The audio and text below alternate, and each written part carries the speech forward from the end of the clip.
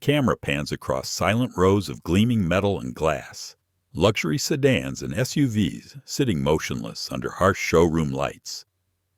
What you're seeing isn't prosperity, it's paralysis. These high-end dealerships are sitting on inventory with market day supply figures hitting 450, 500, even 630 days in some cases. That's nearly 2 years' worth of cars that nobody wants. The luxury market isn't just stalling, it's in a death spiral, with entire dealer groups now caught in the undertow. Each one of these vehicles is bleeding the dealer dry, $89 per day, per unit in floor plan costs alone. At an average luxury lot with 175 vehicles aging on the asphalt, that's $15,575 draining from the balance sheet every single day. $467,250 every month, just to keep the lights on. I spoke with a dealer principal in Connecticut last week who told me, "We're cutting $35,000 off sticker on our flagship sedans and still can't get customers through the door for a test drive. These aren't just cars anymore. They're financial anchors. Walk through these lots at night and you'll see the showroom lights dimmed earlier than ever before. Cost-cutting measures everywhere. Sales staff sitting idle, scrolling through their phones. The tension is palpable. One finance manager in Chicago told me he hasn't processed a luxury car loan in 22 days. We're ghosts in here, he said. Beautiful ghosts surrounded by beautiful cars that nobody can afford. Give me the next few minutes, and I'll walk you through the data behind this luxury meltdown. The 5 brands that are destroying their dealer networks, the desperate tactics stores are using to stay afloat, and how you can leverage this implosion to your advantage without getting caught in the crossfire of catastrophic depreciation. This isn't seasonal, it's structural. What we're witnessing isn't just another cyclical downturn. It's the collapse of an entire business model. The luxury market isn't suffering from just one problem. It's buckling under the weight of multiple failures happening simultaneously. Overpriced inventory, tightening credit, a fundamental product mix mismatch, eroding consumer trust, and a demographic shift away from traditional status symbols. It's not just high prices. It's the wrong cars with the wrong features at the wrong prices, with financing terms that make no financial sense. When luxury brands lose their aspirational appeal, the entire house of cards comes tumbling down. Let me give you a quick snapshot of what's happening in real time. Luxury car loan applications are down 32% year over year. Average days on lot for premium vehicles has increased from 64 days in 2023 to 187 days today. And dealer confidence ratings, measured quarterly by NADA, have hit their lowest point since the 2008 financial crisis. All of this while manufacturers continue to push production, flooding the channels with inventory that's increasingly disconnected from actual consumer demand. So exactly, which brands are dragging their dealers into the financial abyss? Let's look at the numbers. Before we dive into our countdown, let's make sure you understand what market day supply actually means. MDS is the number of days it would take to sell all current inventory at the current sales rate. A healthy MDS range is between 45 to 60 days, enough inventory to give customers choice without drowning in carrying costs. Anything above 120 days is problematic. Above 200 is catastrophic. Above 300 means dealers are effectively sitting on toxic assets. Here's a quick visualization. Imagine you own a bakery that sells 10 loaves of bread per day. If you keep 50 loaves in stock, that's a 5-day supply.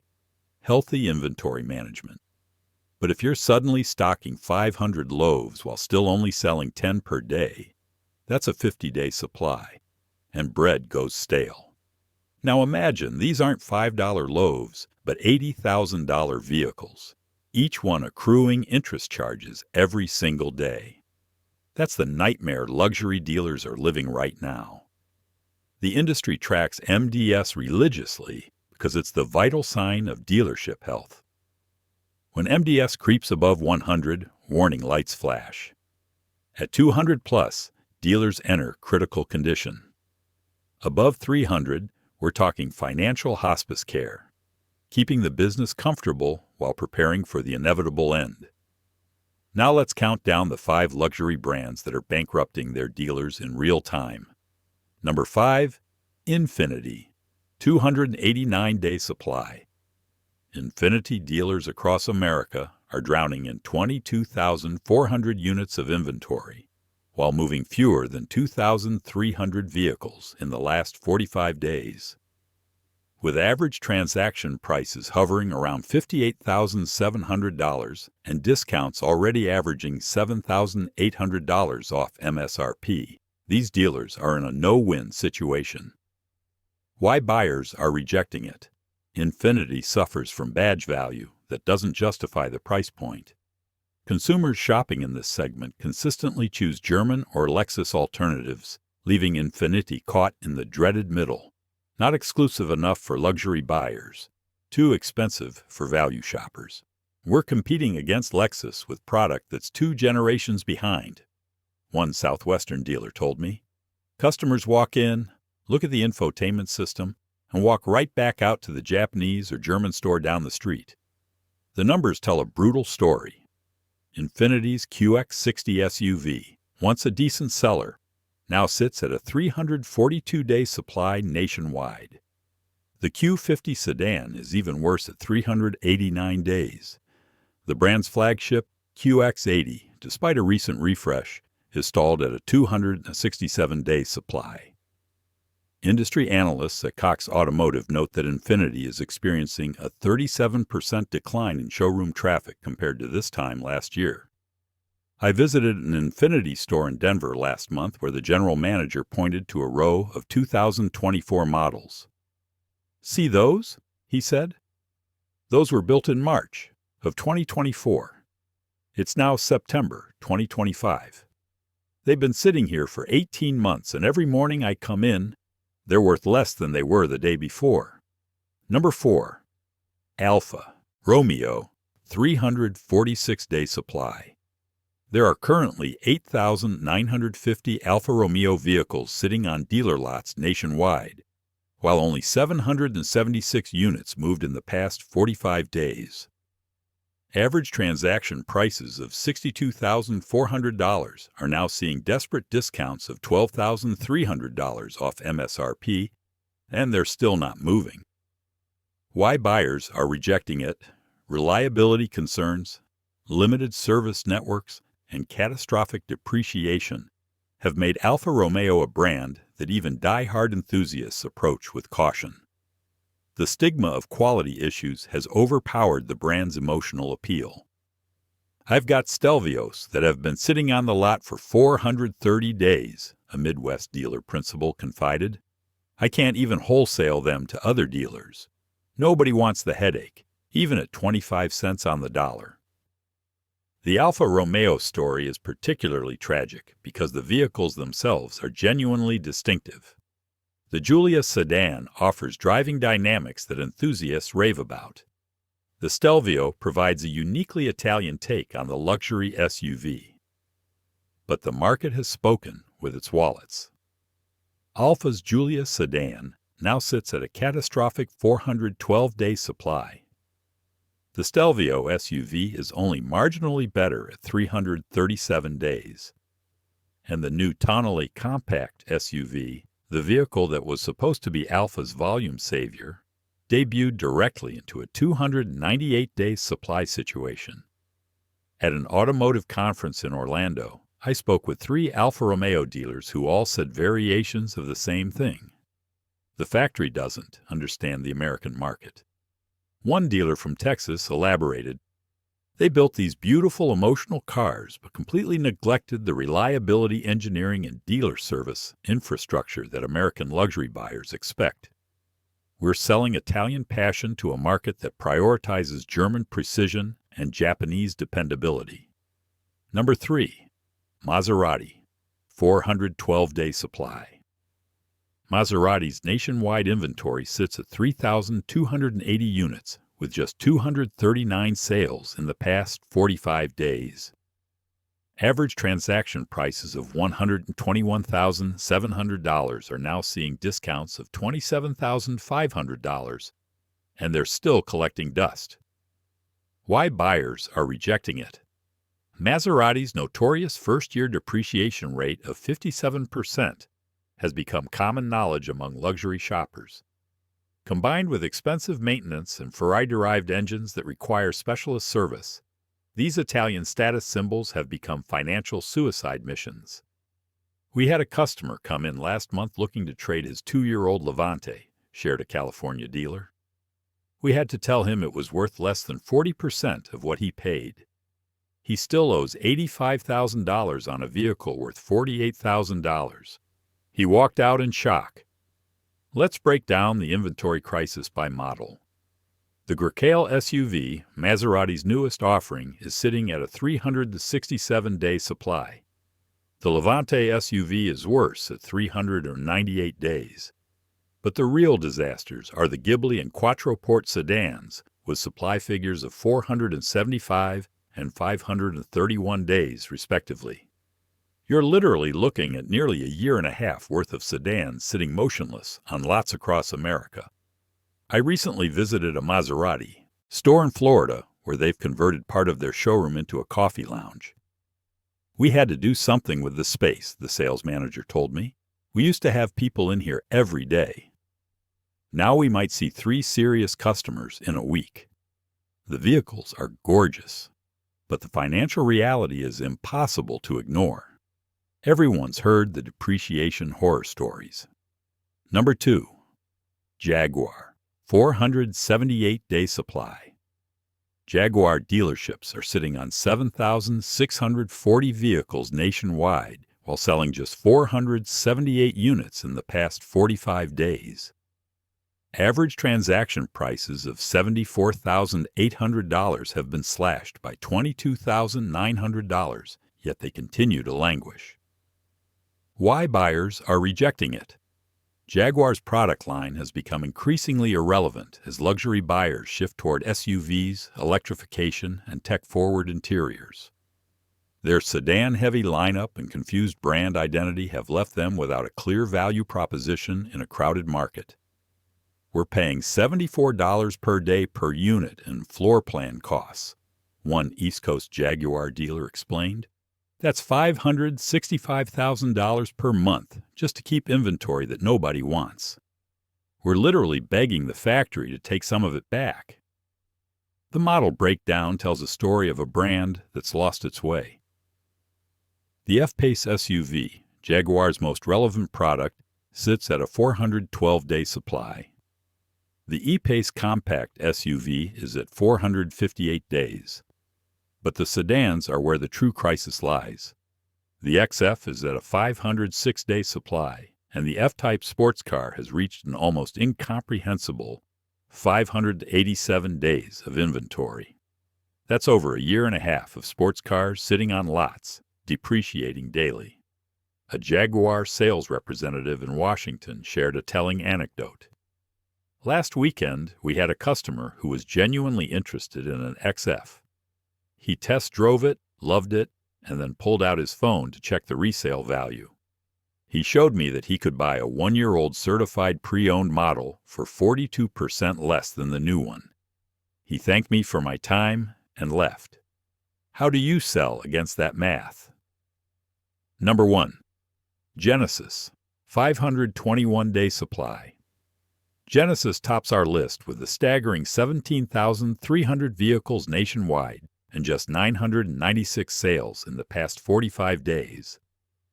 Average transaction prices of $65,900 are seeing discounts of $14,200, but buyers remain deeply skeptical. Why buyers are rejecting it? Despite critical acclaim, Genesis suffers from its Hyundai association when charging premium prices.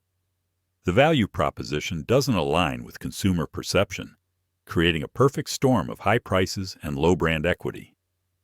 We've got G80s that have been sitting here for 18 months, a Texas dealer admitted. The product is fantastic, but when customers cross-shop with established German brands, they can't justify spending Mercedes money on what they still see as a Hyundai with a different badge. The Genesis inventory crisis spans their entire lineup. The G70 sports sedan sits at a 467-day supply. The G80 midsize sedan is at 536 days. The GV70 SUV, widely praised by automotive journalists, is at 498 days. And their flagship G90 sedan has reached a mind-boggling 597-day supply. That's nearly 2 full years of inventory gathering dust. What makes the Genesis situation particularly ironic is that their vehicles consistently win comparison tests against established luxury brands. Consumer Reports ranks their reliability above average. J.D. Power places them near the top for initial quality. But in the luxury market, perception is reality. And the perception that Genesis is just a fancy Hyundai continues to poison their sales potential. I visited a Genesis store in North Carolina where they've taken a novel approach, embracing the Hyundai connection rather than hiding from it. We've started positioning ourselves as the smart luxury choice, the marketing director told me. We tell customers, yes, we're related to Hyundai. That's why our quality is fantastic and our prices should be higher. But we're giving you a discount on luxury, not charging you a premium for an emblem. It's starting to work, but not fast enough to offset our inventory crisis. Now let's talk about the financial bloodbath happening behind the scenes. The average luxury dealer is paying between $58 to $89 in daily floor plan costs per vehicle. That's the interest expense alone, not counting depreciation, reconditioning, or lot damage. For a mid-sized luxury store with 175 aging units, that translates to 10,150 to 15,575 bleeding out every day, $304,500 to $467,250 every month, and $3,654,000 to $5,607,000 per year. Take David's Lexus Infiniti dual store in Pennsylvania. His Lexus inventory turns every 38 days. His Infiniti inventory hasn't moved in 310 days. At $72 per day per unit across 122 Infiniti vehicles, he's hemorrhaging $8,784 daily just on the Infiniti side. Over $3.2 million annually on inventory that's effectively dead. Let me break down the floor plan mechanics for those unfamiliar with how dealer financing works. Dealers don't own their inventory outright. They finance it through floor plan loans, essentially credit lines secured by the vehicles themselves. As interest rates have risen, so has the daily cost of carrying each unit. In 2021, the average luxury floor plan cost was around $31 per day per vehicle. Today, it's more than doubled. And here's where it gets really painful. Most floor plan agreements have curtailment clauses. After a vehicle sits for 180 days, the dealer typically has to start making principal payments on top of the interest, usually 10% of the vehicle's value every 90 days. So a $75,000 luxury vehicle that sits for 270 days costs not just the daily interest, but also requires $7,500 in principal reduction payments. For dealers with hundreds of aging units, these curtailment payments can quickly reach 7 figures. These dealers aren't just struggling, they're deploying desperate survival tactics. They're engaging in stealth liquidation, negative equity absorption, and phantom branding. I spoke with a finance director at a luxury group in Arizona who detailed their survival strategy. We're bundling our dead inventory, taking 3 toxic assets that have been sitting for over a year, and wholesaling them as a package to export dealers who ship to overseas markets with less brand discrimination. We're losing about $18,000 per unit, but it's better than watching them depreciate another $30,000 over the next year. Another tactic I'm seeing nationwide is what dealers call the migration strategy, moving aging luxury inventory to sister stores in less affluent areas, rebranding them as premium rather than luxury, and marketing them to a different demographic. A dealer group executive in the Midwest told me, "We'll take a 14-month-old Genesis G80 that won't sell at our flagship store, move it to our Hyundai location in a working-class neighborhood, and suddenly it's the nicest car on the lot rather than the cheapest. Different context, different customer, different result." The fundamental truth that's destroying these businesses? Time destroys margin. Debt destroys the business. If you're paying attention, you'll notice something interesting about our top 5 list. It reveals major structural failures in how certain automotive groups approach the luxury market. Jaguar and Alfa Romeo represent European brands that haven't properly adapted to American luxury tastes. They've misread product cadence, pricing strategy, and the American obsession with technology and reliability. Infiniti and Genesis represent Asian brands struggling with a fundamental brand equity gap, charging premium prices without the accompanying brand prestige. Internal memos from 2 of these manufacturer groups are already discussing network consolidation, reducing their dealer count by up to 40% over the next 24 months. For dealers caught in this death spiral, the exits are limited and costly. Let's look at the pattern more closely. European luxury makers entered the American market with a colonialist mindset, assuming that European prestige would automatically translate to American desire. But they failed to understand that American luxury consumers are deeply pragmatic. They expect their high-end purchases to work flawlessly, to be easily serviced anywhere, and to hold value reasonably well. The emotional appeal of Italian design or British heritage isn't enough to overcome fundamental reliability concerns and sparse dealer networks. The Asian luxury failures represent a different strategic error, attempting to shortcut the decades-long brand-building process that established German and Japanese luxury marques underwent. Genesis launched with genuinely excellent products, but expected consumers to immediately accept them as equals to Mercedes and BMW, which have spent generations building their luxury credentials. Infiniti has floundered without a clear identity, caught between Nissan's practicality and the true luxury segment's prestige. A former brand executive for one of these struggling marques, who, asked to remain anonymous, told me, "We came to market with a European-style product and a European-style pricing strategy, but we didn't have the European brand equity to support it. We essentially asked American consumers to pay a premium for our insecurity." The manufacturer response to this crisis has been equally telling. Rather than address the fundamental product-market misalignment, they're punishing their dealer networks.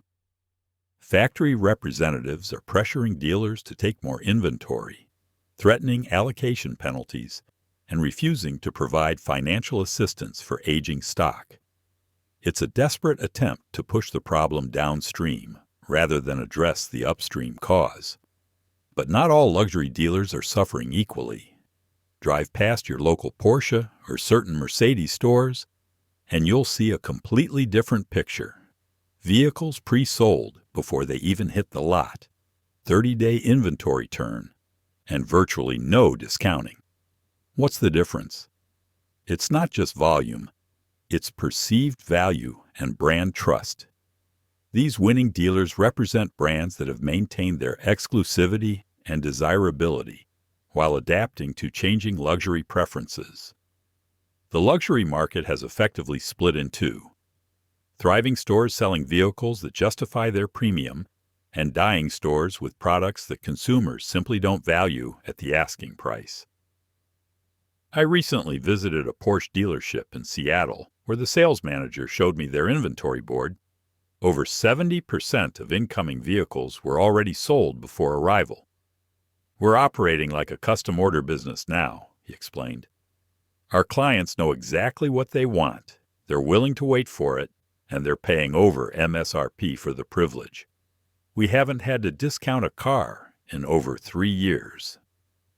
Contrast that with a Jaguar store just 2 miles away, where rows of sedans sit with bright discount signs in the windows. Same affluent area, same customer demographic, completely different market reality. This two-tier market is creating some fascinating competitive dynamics. The strongest luxury brands are actually raising prices and reducing incentives while maintaining sales volumes. The weakest brands are slashing prices desperately and still watching their sales decline. It's a textbook example of brand equity in action. When consumers truly desire a product, price becomes secondary. When they don't, no discount is sufficient. An industry analyst at Bloomberg explained it to me this way.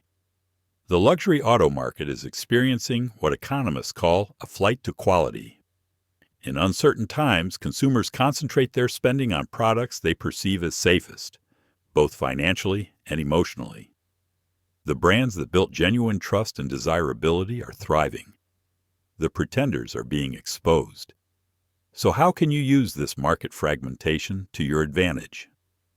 This luxury implosion creates unprecedented opportunity for savvy shoppers, if you know how to navigate it without getting burned. Here's your playbook. Target high-end DS brands for maximum leverage. Any model with over 200 days supply puts you in the driver's seat for negotiation. Ask for floor plan relief directly. I know this unit has been on your lot for 267 days. At $75 per day in floor plan costs, you've already spent $20,025 just to keep it here. I'm prepared to help you stop the bleeding today. Demand transparent, out-the-door pricing in writing before visiting. The most desperate dealers will show their hand immediately. Run VIN reports to identify aged inventory.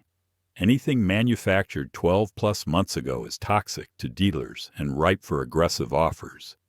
Compare identical models across multiple states. The most desperate regions, Northeast and West Coast, are seeing discounts up to 40% higher than national averages.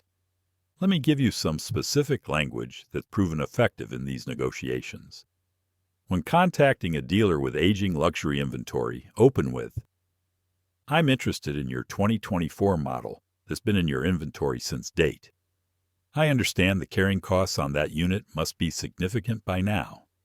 I'm prepared to make a fair offer that stops those costs today if we can agree on transparent pricing." This approach signals that you understand the dealer's pain points and positions you as a problem solver rather than just another tire kicker. It changes the dynamic from, "What's your best price?" to, "Here's how I can help you with your inventory problem." Another effective tactic is to identify what the industry calls orphan units, vehicles that don't match the typical configuration for their market. A rear-wheel drive sedan in a snowy climate, a bright color in a conservative market. These outliers often become the most aged and toxic inventory, and dealers are particularly motivated to move them. A finance manager in Minnesota shared this insight. "If you find a luxury vehicle that's obviously wrong for our market, like a convertible in Minneapolis or two-wheel drive anything, we'll take a much bigger hit to move it. Those units haunt our aging reports and make our district managers breathe down our necks. We'd rather take a $20,000 loss on one problematic unit than discount our regular inventory by $2,000 across the board." But timing is everything.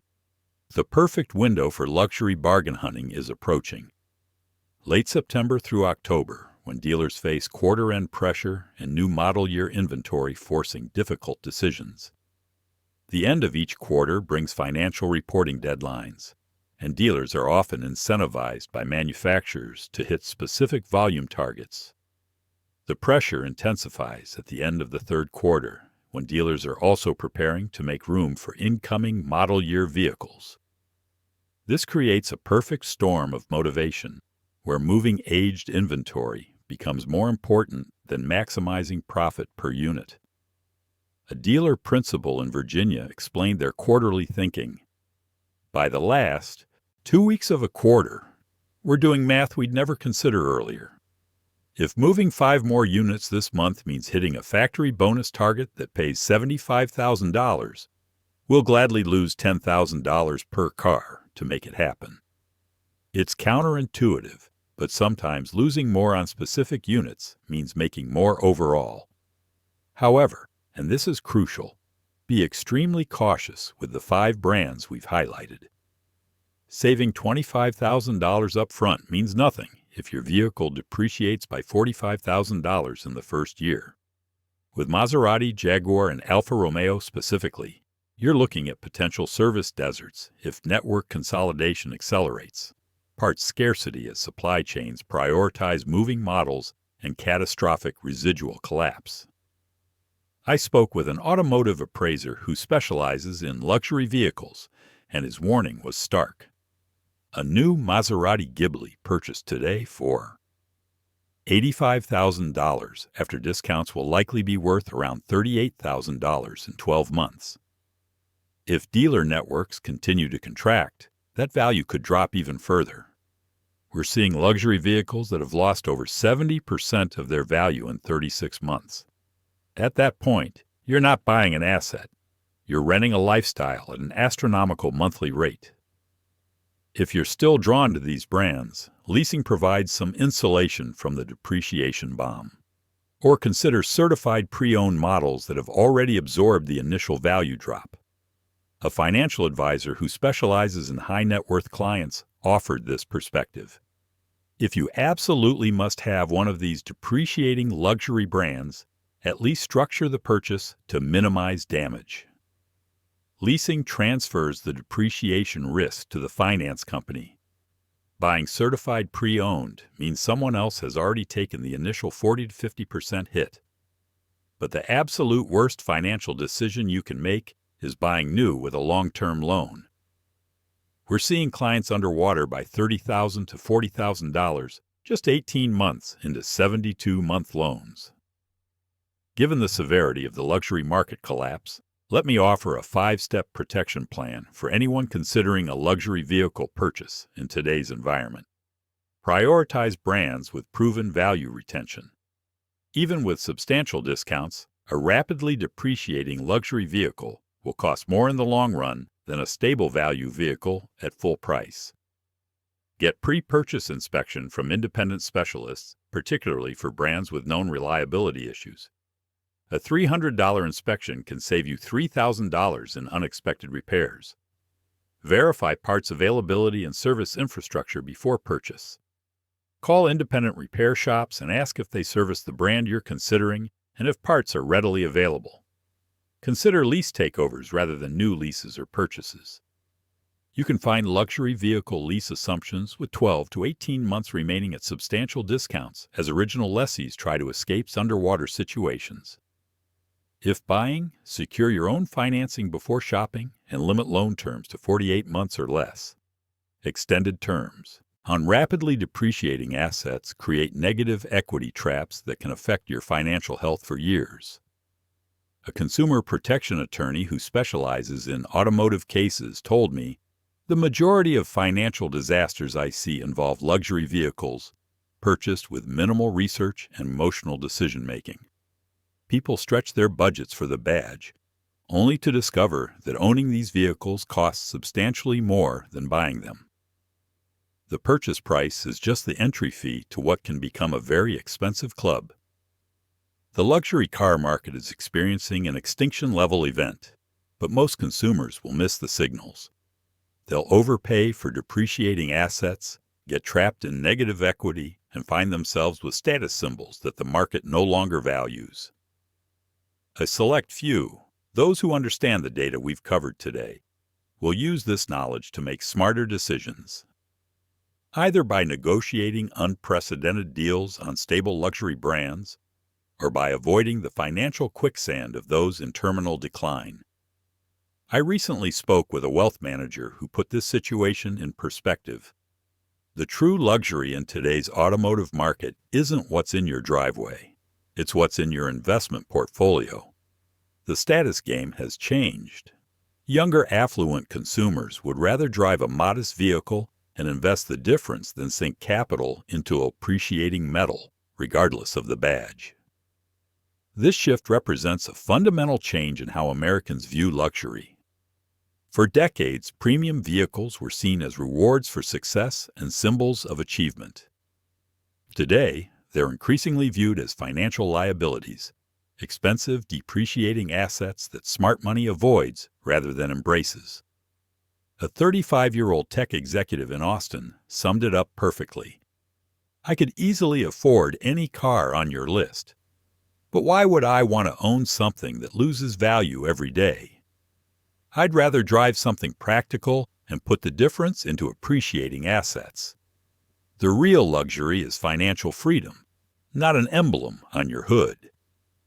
Next week, I'll show you a live negotiation walkthrough at 3 different luxury dealerships, revealing exactly what to say and when to walk away. Until then, remember that in today's market, the badge on your car matters far less than the financial intelligence you bring to the transaction. Because in 2025, the true luxury isn't what you drive. It's having the knowledge to avoid financial disaster while everyone else is driving themselves straight into it. And if you found this breakdown valuable, hit that subscribe button and notification bell. We'll be diving into specific models to avoid and specific opportunities to target in our next video. The market is changing daily, and staying informed is your best defense against becoming another casualty of the luxury car collapse.